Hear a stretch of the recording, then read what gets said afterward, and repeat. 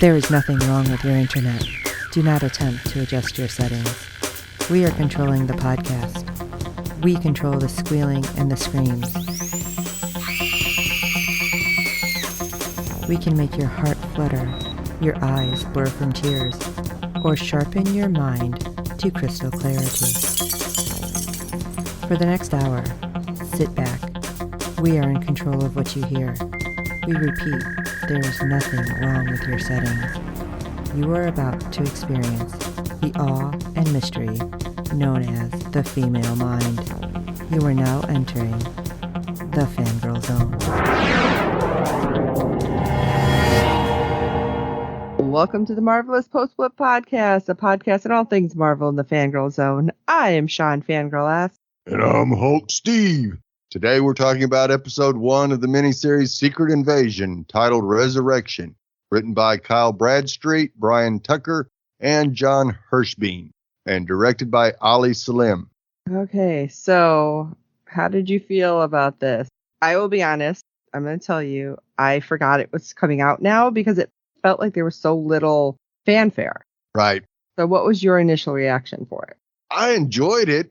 I am concerned with Ross and Maria Hill, that's for sure, because I still, as they panned the camera up on that shot, I was waiting for her to turn into a Skrull too, because there was just something didn't feel right with her character the whole episode, and there was a couple of things that just, the more I thought about it, the more it made me more convinced that she was a Skrull too. I don't know, there's so much happening, it's kind of weird. I understand what you're saying, and obviously if you've gone down the rabbit holes on the internet, like, people will pick the tiniest thing. So what's the one thing that kind of stood out to you that made you think she was a Skrull? Well, the way she berated our guy. Oh, our Skrull? No. Talos? No. The Fury. Oh. Yeah, that because he's been gone so long, he's not ready for this. And then there's another scene, I think it was when they were kind of setting up their plan to take out the bombs, where her face didn't look right to me. It looked a little elongated. And I was like, that's not right. That's interesting. Yeah. So I liked it, but at the same time, like, I'm trying to figure out, I mean, we kind of know where they're going, but it's like, how are they going to wrap anything or tie it into whatever's coming next in 6 episodes? Right. Yeah, that's going to be the tough thing. So I think it's interesting, especially the way they were showing us things with the Skrulls, that it seemed different this time. Right. That they can take their memories and stuff. It wasn't Yes. Yeah, that's kind of what I'm hoping is they'll finally break into New Skrullus and they'll both be Ross and Hill in those chambers with their mind thing on them. Yeah, so I don't know. Like I said, I liked it for you're just watching it, and I'm just kind of worried about what may happen. And then I recommend not going down rabbit holes, because then you're going to question everything. Yes. We're going to need a hell of a lot of tinfoil for this season, is what I'm thinking. Yeah, there's no doubt about it. All right, let's get into the episode recap. Nick Fury learns of a clandestine invasion of Earth by Skrull. That was so precise. Yes. Resurrection begins by laying these ideas out in the cigarettes and whiskey voice of a frantic Richard Dormer, who plays an agent named Prescott, operating out of a safe house in present-day Moscow. Yeah, that was kind of, I don't know, strangely Cold War-esque. Yes, very. The theory is that seemingly unrelated terrorist attacks have been orchestrated by Skrulls, who, after being promised a new planet by Nick Fury and Carol Danvers and Captain Marvel, have designs on Earth itself. I mean, how exactly do you promise somebody a whole new planet? But, exactly. This information is relayed to Everett Ross, a typically frazzled Martin Freeman. I love Martin Freeman. Yes, I do too. Who is promptly attacked by Prescott and chased by a presumed Russian assassin who shoots the conspiracist dead. And that was where I was confused, because honestly, I didn't know who shot him. Right. Because it just didn't seem like it was coming from outside. I was thinking Ross shot him, and then it was like, what is happening? Yeah. Who is not really themselves?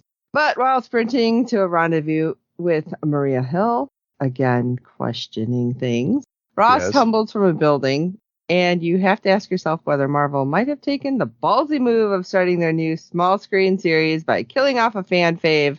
Yeah, I was kind of worried. Yes. I mean, he fell off a frickin' building, but, well, not quite. The Russian assassin turns out to be Talos, and Ross, who expires on the pavement, turns out to be another Skrull. I was freaked out. Yep. But not one of Talos's people, one of the others. It's like, wait, wasn't that a horror movie? Yeah. This brings Nick Fury back to Earth. He's been hiding out on Saber and cues up a boatload of early exposition from Talos and Maria. Which, by the way, coming down to Earth in the huge, glowing light, I feel like that was telling of something. Right. Could be. Finally, can you beam me somewhere so I don't have to pay for airfare? Right.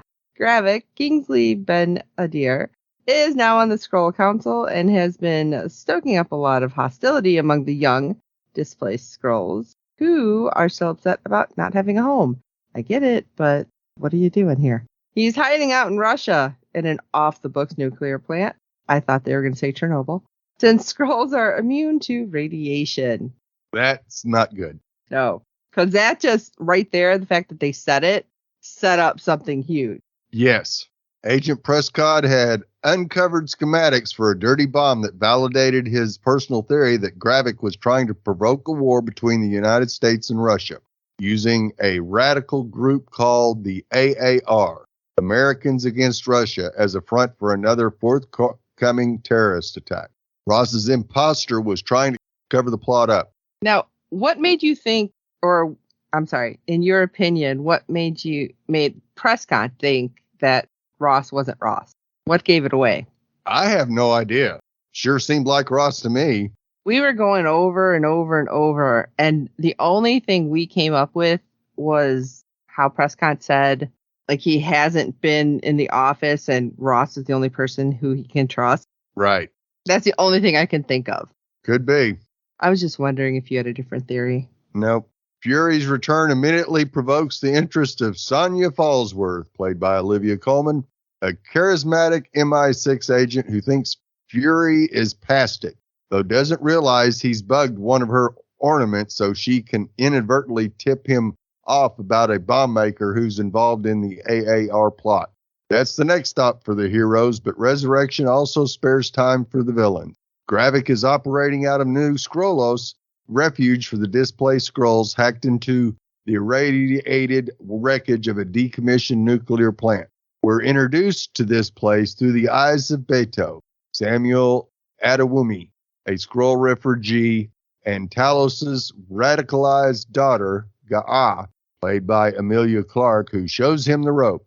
New Skrullos only grows Skrull produce and preserves Skrull traditions. Those given refuge there aren't obligated to fight in the rebellion, but those who choose to are given human shells, which they remain in indefinitely to make them more difficult to identify.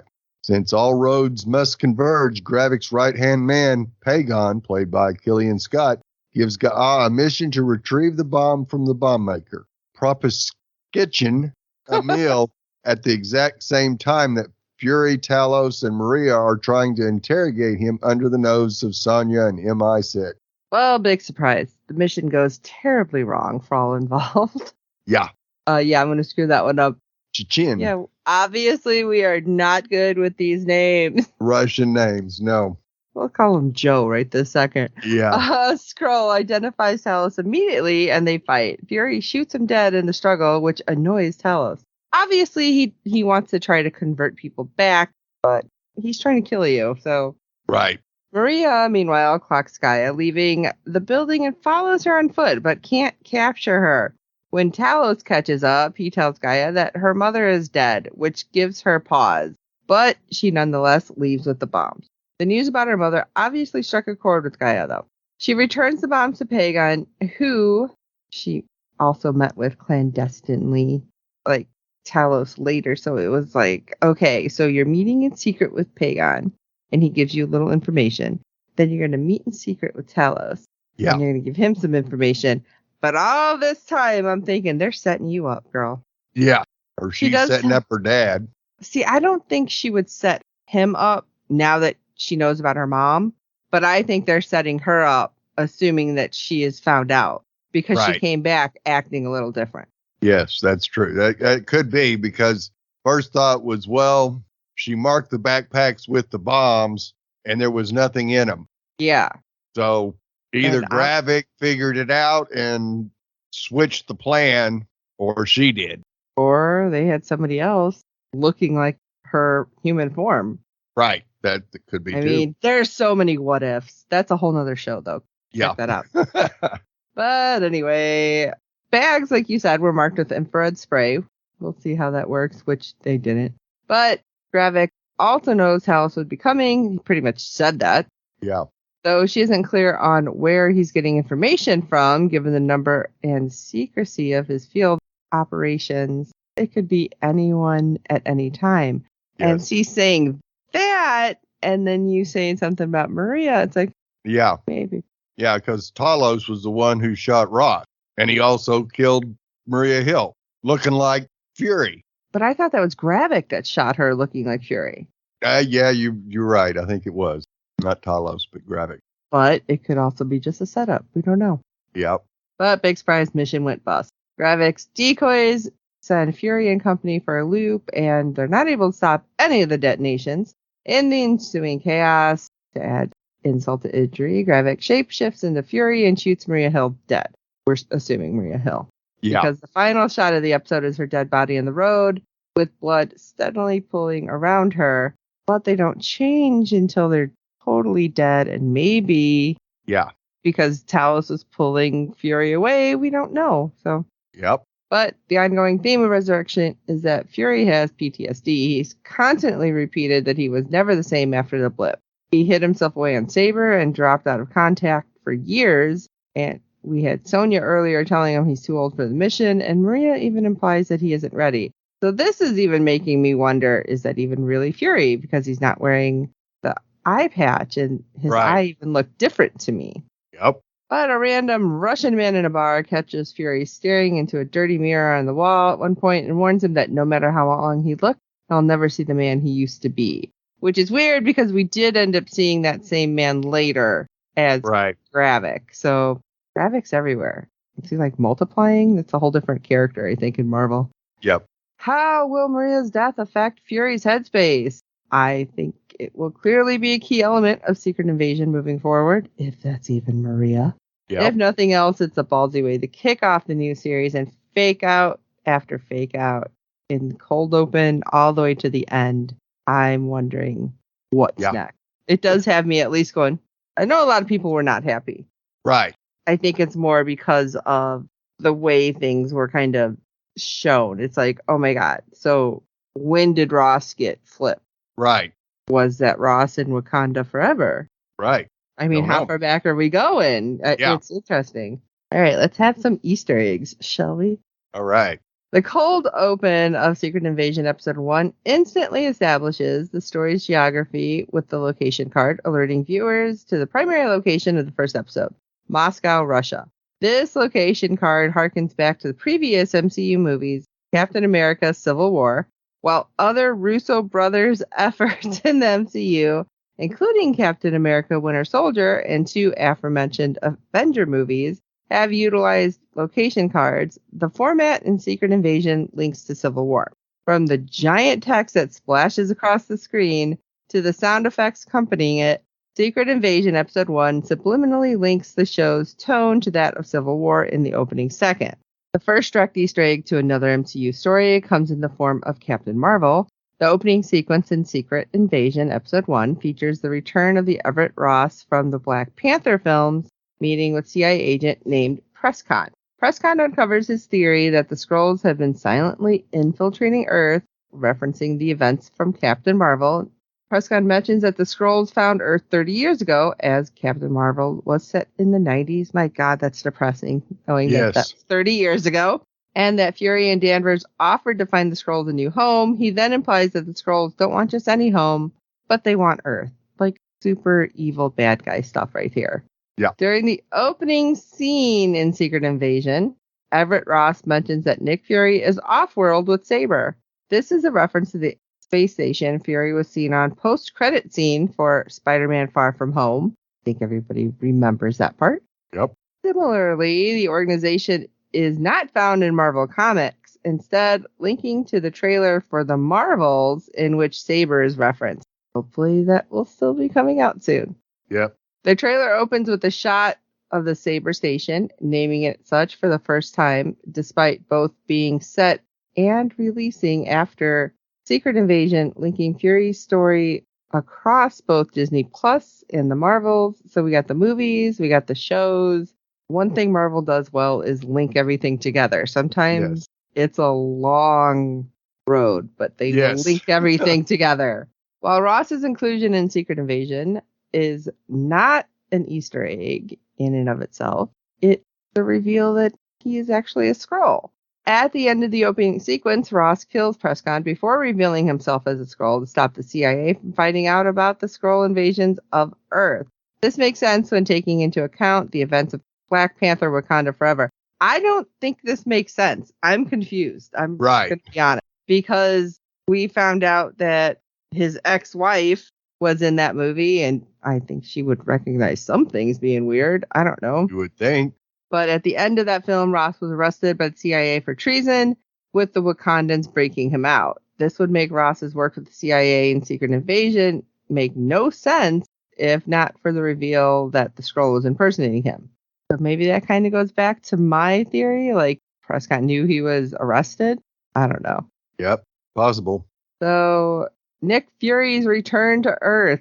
Interesting Easter egg in Secret Invasion is Fury's character's arc for the series. It's revealed that Fury has been absent from Earth since Thanos' snap in the Avengers Infinity War, aside from Tony Stark's funeral. This saw Fury neglect his promise to the Skrulls and Talos alongside Captain Marvel. The fact that Fury has not been to Earth is an Easter egg to his character, that being that Fury has apparently changed since the blip, having a crisis of faith within himself. That I can buy. Yeah, it just seems, I don't know, kind of weird. Yep. Another MCU Easter egg in episode 1 references Captain Marvel. In the latter project, Talos has a wife named Soren whom he is trying to find a better life for. In episode 1, it's revealed that Soren has been killed by the Skrull group attempting to infiltrate Earth. I like that they're giving a little backstory with this without throwing it all in our face. So yeah, episode 1 also features an appearance from James Rhodes' War Machine, who is now the right-hand man to the President of the United States. President named Ritson is played by Dermot Mulroney in Secret Invasion episode 1. This is an Easter egg of sorts to Captain America Brave New World, with Harrison Ford confirmed to be playing Thaddeus Thunderbolt Ross in the 2024 film. Ross has also been confirmed as the U.S. President in Brave New World, meaning something likely happens to Ritson in Secret Invasion, leading to Ross taking office. Interesting. Yeah, Rhodey finds out he's a Skrull and kills him. Oh, man. Dark. Yep, this one's going to be that way, I'm afraid. Another character introduced in episode 1 is Emilia Clarke's Ga'a, the daughter of Talos and Soren. Ga'a is part of the New Skrullos, a compound in Russia that houses Skrulls looking for a home, and the HQ of Gravik's Skrull invasion of Earth. The name of New Skrullos references the key Skrull war that has been raging in the MCU since before the time of Captain Marvel. This war saw the destruction of Skrullos, the Skrull homeworld, which resulted in Captain Marvel aiding refugees displaced by this act. New Skrullos is Gravik's way of bringing back their homeworld, only to expand it beyond their compound to the rest of the Earth. During Ga'a's visit to New Skrullos in episode 1, another Easter egg to Captain Marvel can be found. Skrulls of New Skrullos are using mind probe devices to install the memories of their host into respective impersonators. These probes were devices also used in Captain Marvel, with Talos initially using the mind probe device to find the location of the Tesseract from Carol Danvers. I forgot about that. Yeah, episode 1 features an amusing Easter egg to a classic Marvel villain. One of the images shows the distinctive pattern of a mandrill, which seems very appropriate. In the comics, the mandrill is a mutant who possesses the power of mind control via pheromones. Mandrill is noted for a deeply misogynistic attitude, and he has indeed clashed with She-Hulk in the comic. So he's in She-Hulk. Right. Okay, because when you said he was a mutant, I was thinking he was an X-Men or something. Right, yeah. So he's a misogynistic bad guy. Yeah. Great, because we don't have enough of those in reality. No. So shortly after Talos reveals his Skrull age, which I thought was kind of funny, he jests at Fury, asking, what did Fury get for his midlife crisis shopping spree? And Fury jokes he got the Avengers, making Secret Invasion the first reference to the MCU's most famous superhero team. As is known from the Secret Invasion trailer, the series will continue to reference the Avengers and address their absence from the MCU of late. We roll into Thunderbolts this way. Yeah. I don't like our wish-ordered Captain America over there. Yeah. But anyway, during the scene in which Fury and Talos are interrogating the Skrull impersonating the Russian agent, Fury refers to Talos as Keller. This is an Easter egg to Captain Marvel, as Keller is a S.H.I.E.L.D. agent that Talos impersonates in the film. The name Keller is a neat way to link Fury and Talos of Secret Invasion to Fury and Talos of Captain Marvel, 30 years after they met in this universe. During a conversation at the bar, Secret Invasion, Maria Hill mentions Thanos' snap. Hill and Fury were together when both were turned to dust by Thanos, with the former stating that the latter has been changed by the snap. Hasn't everybody? I mean, come on. Yes. Hill insists that Fury is not the same spy he once was, and other people say this as well throughout episode 1.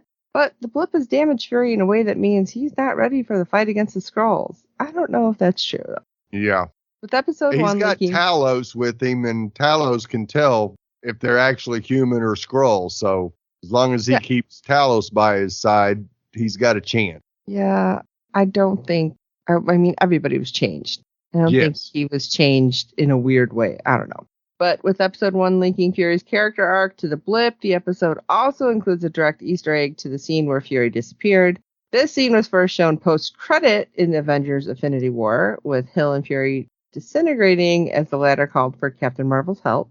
As Fury is ruminating about Hill's prior insistence that the blip changed him, the post-credit scene from Infinity War is shown on...